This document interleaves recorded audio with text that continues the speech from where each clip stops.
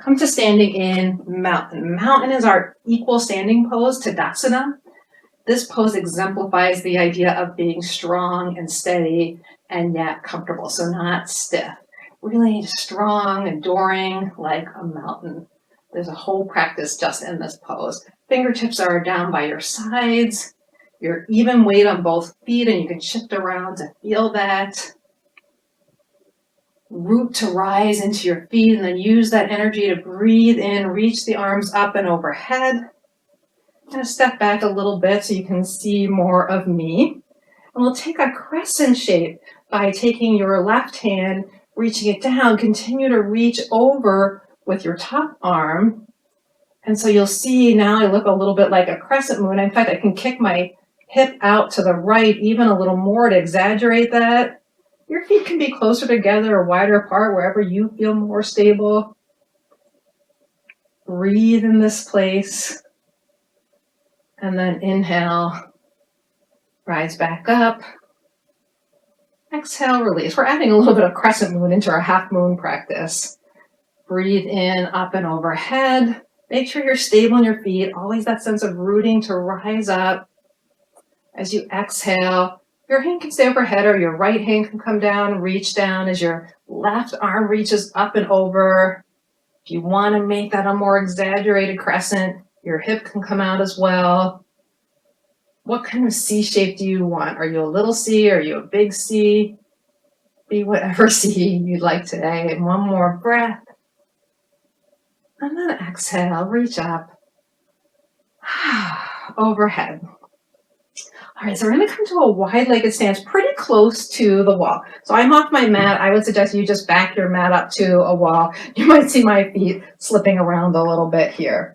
Turn your left toes out and your right toes in a little bit, just a slight angle. So my right toes and knees are pointing in this direction. We're going to move into warrior one. You want your prop to be down somewhere beside your front foot. So mine is a little away from the toes of that foot. Bend your front knee so that your knee comes over your ankle. Doesn't have to be exact, but if my knee is in more, my leg doesn't feel as stable as if when my knee is right over my ankle. Thigh is coming toward 90 degrees. Mine doesn't go exactly there, but wherever you can sink into keeping your torso upright and reaching your arms away, this is warrior two. So we have a nice opening of our pelvic girdle, nice opening across the sternum with the arms reaching away. You can move the arm position. Maybe you roll your hands up, roll your shoulders. Maybe you come into a little bit of a goddess or cactus arms. And again, hands can always rest on your hips. You're like, no, my arms are tired. That's good too. I'm going to hold mine out. So sometimes what you see in warrior two is that reaching over the front leg rather than keeping the torso upright. Well, that's perfect for what we're going to do next because we're going to play around a little bit with momentum. And reach a little bit over your front leg. Slide your back foot in a little bit so that you kind of take a little of the weight off your back foot.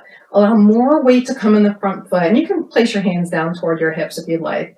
We're just going to play around with the motion that we need for half moon. And half moon, we need to be able to kind of balance through this entire range of motion as we reach down toward the floor. And my back hip bottom is just grazing the wall. That's why the wall is there. So you're playing around with just this up-down motion. If you happen to land your hand, that's fine, but don't go for that final yet, because we're just kind of playing around with that motion. You will get worn out. I'm getting tired here. All right, then exhale, come back up. Switch your prop to the second side. And same thing, turn your right toes out, your left toes in a little bit. Prep for warrior two, bend the front leg, stretch out with the arms. One of my favorite poses. Just feels so strong and good. It's also called proud warrior, and you can maybe see why, that sense of pride, that sense of your chest rising up. Adjust your arms if you'd like on this side. Find that evenness even in this asymmetrical pose. And then we'll play around with our little bit of floating back and forth. So slide the back foot in a little closer. Take more weight on the front foot. You can lower your arms if that feels better. And start to play around with that movement. And sometimes I'll wobble, and that is okay. That wobbling is what helps us learn to balance. And it's also fine to use the wall. That is exactly why we're here, to learn how to balance with the wall and make these unfamiliar shapes with the wall, and then we can practice them at a future point on our own. So again, you might reach down toward the prop. You might be getting more toward your half moon shape. No pressure to get into it yet. In fact, no pressure to get into it at all. We're just playing around with that movement, that motion, because we want to not just balance in our final shape, but we want to balance here and here and here. All right, come back up. Maybe lean your hips and your bottom up against the wall for a moment. Soften your knees. You can take a little bit of a kind of half forward bend, rolling your shoulders in and out. Maybe you bend your knees more, slide your bottom at the wall, reach for the ground. Just for a moment. And then come back up. Take your prop close to the wall on the outside of your front foot. So for half moon, we usually want the prop to be on the pinky toe side of the foot and about 8 to 16 inches away from it. That's going to vary depending on your leg length, your arm length. So you'll have to play around with that. Stay close to the wall so the wall can act as your prop. Front toes are out.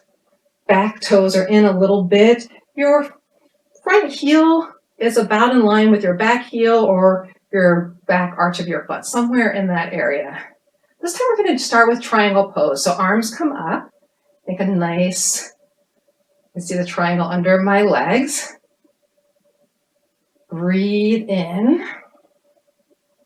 And then exhale, I'm going to reach out long with the front arm, keeping my side bodies just as long as I did in mountain pose. So not forming that crescent this time, and keeping length to go toward triangle pose. And when I get there, I can let my back hip move in the opposite direction.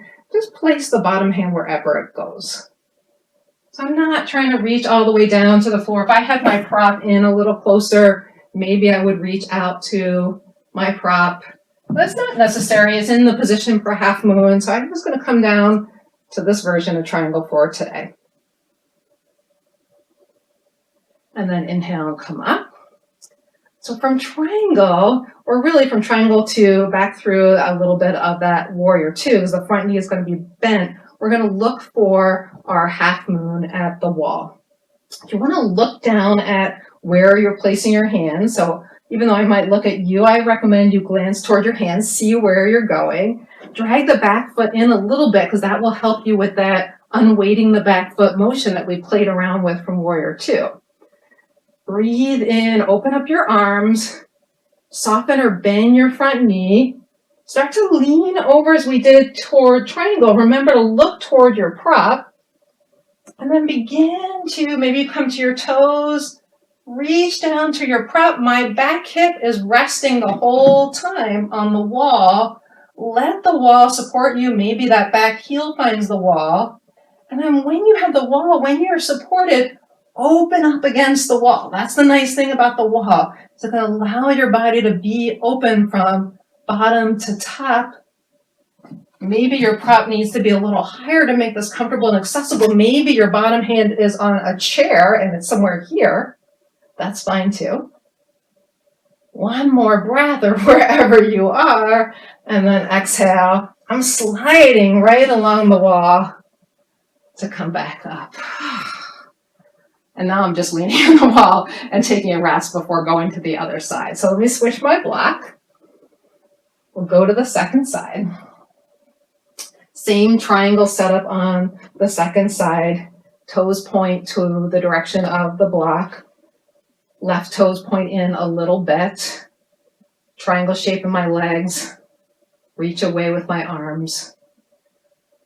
Breathe in, side body's long, and I continue to have my side bodies long as I reach out with the front right arm, reaching out long. So my back arm is not just loose down here, it's reaching the opposite direction, keeping that T shape. And then I kick my back hip out a little bit and just place my hand wherever it goes. reaching the top arm up and away. So that idea of opening across the chest, that prepares us for half moon. And I can open so much that my top hand finds the wall if I'd like.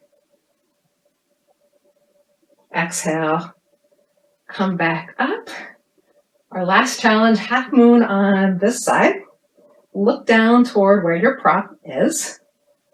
Take your arms out, slide your back foot in a little bit so it's easier to unweight your back foot. Same with your front knee being a little bit bent, a little bit loose. Start to feel that momentum that you played around with on the first side, the first version. Look down to your hand. I'm going to have to move the block away a little more, I can already tell. As you reach down, hand finds the block, foot or hips find the wall, top arm may reach up, maybe it stays on hip, open across the chest, adjust and play with this. That's what we're doing, we're playing, we're not looking for a final pose, we're playing around with what is my body able to do today? Where do I feel balanced today?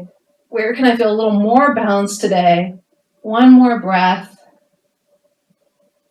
And then as you exhale, see if you can balance the whole way down, which is part of the pose. Beautiful. We're going to come down to lie on the floor, but before we do that, find your mountain pose one more time. Rebalance, re-equalize, love the floor under your feet. That feels really good.